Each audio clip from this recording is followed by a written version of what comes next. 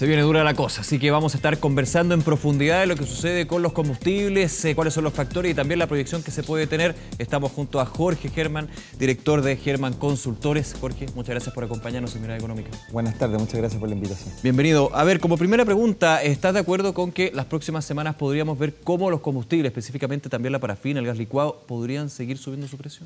Sí, efectivamente, para la próxima semana se debería esperar un aumento como de alrededor de 20 pesos o más en el querosén, debido a la alza de esta semana del petróleo Brent y del tipo cambio. O sea, hay que recordar de que el petróleo Brent ha aumentado alrededor desde los $70 el barril hasta los $78 el barril en un par de semanas, y el tipo cambio también en Chile se ha depreciado desde los 600 pesos hasta los 630, que en algún minuto estuvo en las últimas 4 semanas. Claro. Entonces, efectivamente, ambos elementos inciden en el alza del precio de los combustibles en Chile. Para hacer bien, en resumen, ¿se hace más caro importar petróleo y finalmente poder derivarlo a los combustibles?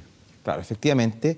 Y el otro inconveniente que hay hoy día es que en el caso de la gasolina y el diésel tienen un mecanismo de estabilización que está funcionando, que es el MEPCO, que es el mecanismo de estabilización de precios de los combustibles, que en las próximas semanas va a hacer que la gasolina y el diésel sigan subiendo 5 pesos.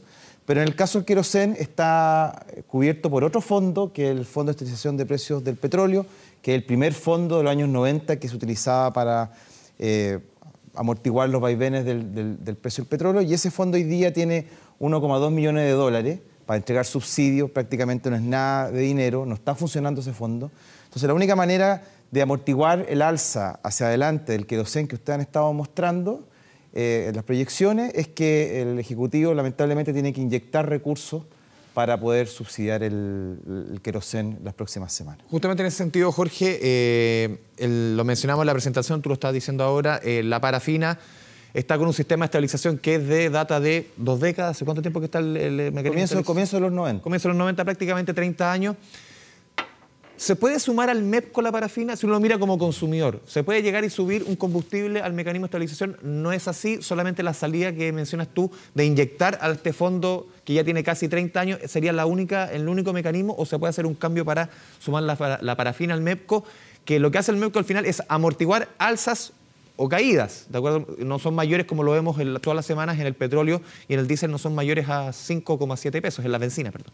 Claro, en el caso del MEPCO lo que hace es que reduce el impuesto. O sea, hoy día el MEPCO está funcionando y ha amortiguado alrededor de 20 pesos. O sea, si no fuera por el MEPCO, esta semana la gasolina hubiera subido 25 pesos, pero subió 5. Entonces lo que hace es reducir el impuesto. Y como el querosén no tiene impuesto, ¿ya? Entonces se quedó en el FEP. Entonces la única manera de hacer de que funcione este mecanismo de amortiguación para el querosén es inyectarle recursos al FEP. Tú no lo puedes incorporar al MEPCO porque el concepto que tiene el MEPCO detrás es disminuir el impuesto específico a los combustibles. Y el querosén hoy día no tiene impuesto específico. ¿Y en el caso del gas licuado, por ejemplo? En el caso del gas licuado es lo mismo. O sea, el caso del gas licuado no está dentro del MEPCO. O sea, específicamente... ¿No tiene ningún mecanismo que lo amortigue? Ahí sí que estamos... No hay nada que hacer. No hay nada que hacer. En el pasado, cuando existía este famoso el CIPCO, sí, que era el mecanismo anterior al MEPCO, ahí estaba incluido el gas licuado. Pero cuando hicieron todas las modificaciones legales en los gobiernos pasados, se sacó al gas licuado. Claro, hay un tema también importante a considerar acá en los factores. Hay un tema estacional, porque evidentemente hay una mayor demanda, por ejemplo, de parafina, por la época, ¿o no? Claro, también el hecho de que empezamos en un mes frío también hace que las bombas de benzina, por ejemplo, traten de cobrar un poco más caro, un margen de comercialización un poco más alto, ¿cierto? Porque estamos empezando los meses de invierno.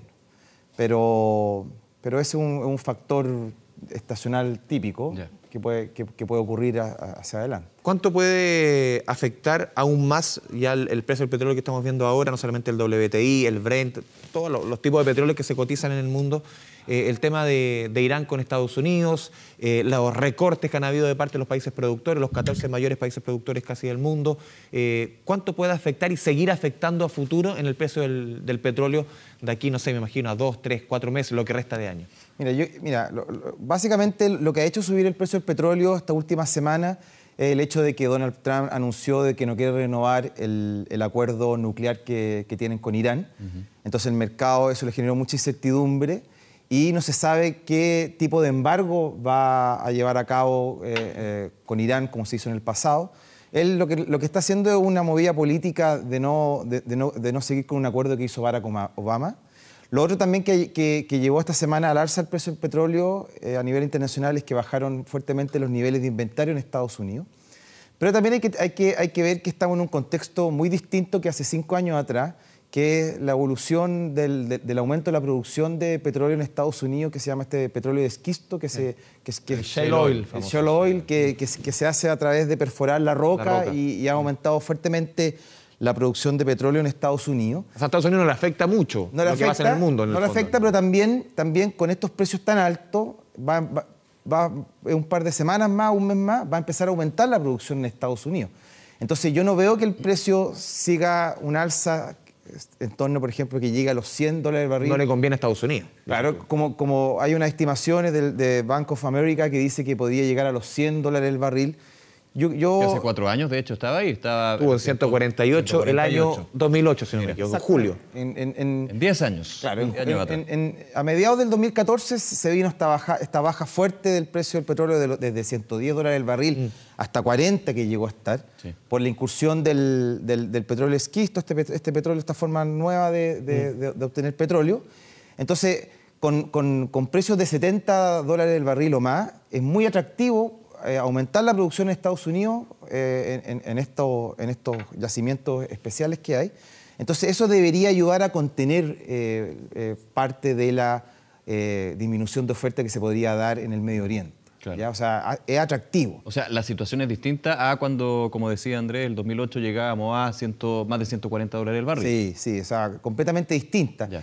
Y esa es la explicación del petróleo esquisto que empezó a incursionar en el mundo como nuevo producto, es que llevó al precio del petróleo que ayer era bruscamente de $110 el barril a mediados del 2014 hasta 40, 50 que tuvimos durante el 2016, por ejemplo. ¿Y cuánto van a afectar también en todas estas proyecciones el tema del dólar? Claro, uno cruza la frontera y el dólar sí que allá está provocando repercusión en Argentina. Aquí uno dice, es casi doméstico el problema, pero ¿cuánto puede afectar de aquí al corto plazo esta subida del dólar, aunque las últimas jornadas se ha rebajado un poquito el precio en el mercado local, pero cuánto afecta y en las próximas semanas mezclado con el tema del petróleo? Claro, entonces en relación al dólar, las proyecciones que debería apreciarse, irse hacia los 620 pesos o 615 pesos. El rally que se generó de depreciación del peso en los últimos días va en parte por la incertidumbre sobre si es que el Banco Central de Estados Unidos va a tener una política monetaria más agresiva en el sentido de subir más rápido las tasas de interés. También hay que ver que la tasa de interés a 10 años hace unos meses atrás estaba en 2,4%, hoy día está en 3%. Entonces eso hace también que sea más atractivo tener unos retornos mejores en renta fija en Estados Unidos versus en el mundo emergente. Y los dólares se van para allá. Y eso ha llevado a que los dólares se han ido hacia Estados Unidos. ¿Ya? El caso argentino se incluye también un tema de incertidumbre de cuán autónoma e independiente va a ser la política monetaria, ¿ya? En Argentina, y ese elemento se ha adicionado a una depreciación fuerte del tipo de cambio en Argentina. Pero en el caso chileno ha sido un tema del contexto global, en que el dólar a nivel global se ha estado apreciando y las monedas emergentes como Chile se han estado depreciando. Jorge, pero en los precios de referencia que entrega la ENAP, ¿cuál es a tu juicio el factor que más pesa? ¿El dólar o el precio internacional del petróleo? Eso es relativo según los movimientos de ambos elementos. O sea, yo creo que en la próxima semana va a ser más fuerte el tipo de cambio, ¿ya? Y así está ocurriendo, porque como les señalé anteriormente, hace 3 semanas atrás, el tipo de cambio estaba en 600 pesos y hoy día llegamos a 630. Claro. Súper rápido.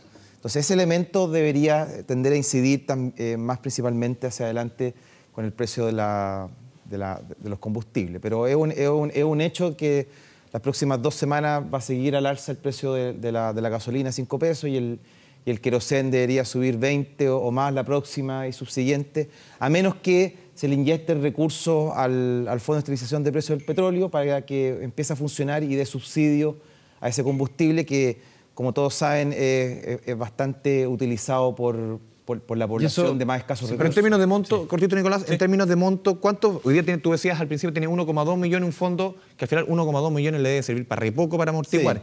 ¿Cuánto debería inyectarse más o menos en términos de monto para tener una idea de que sea realmente útil, no solamente para la próxima semana, digo, para el invierno?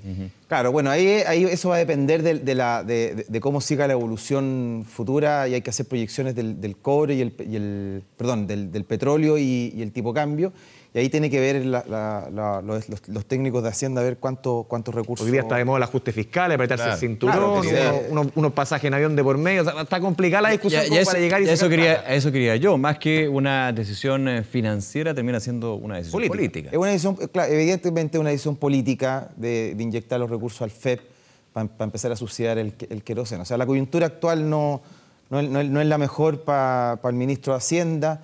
Es un tema netamente político, si inyectar o no los recursos, pero como les vuelvo a insistir, el queroseno se puede incorporar por ley al MEPCO, porque el MEPCO, el objetivo es reducir el impuesto cuando el precio sube muy por sobre su banda, y el querosén no tiene impuesto específico a los combustibles.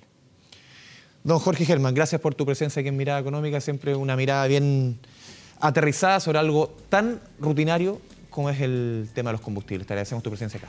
Muchas gracias a ustedes. Gracias, Jorge, que esté muy bien.